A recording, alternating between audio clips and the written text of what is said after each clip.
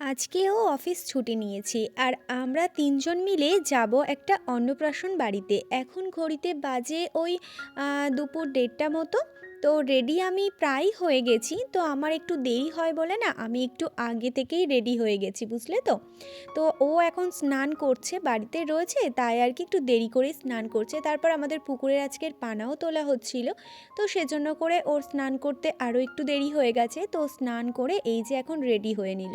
প্রথমে ওর আমি একটা সাদা শার্ট বের করে দিয়েছিলাম, বাট ওটা ওর পছন্দ হয়নি, তো ব্ল্যাক কালার শার্টটা আবারও আমার বের করে দিতে হলো।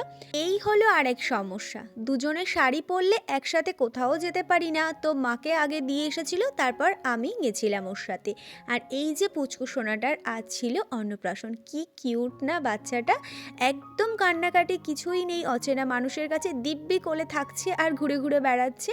স্টার্টারে ছিল ফুচকা আর আইসক্রিম, তারপর আমরা মেন কোর্সে এখন চলে এসেছি খেতে।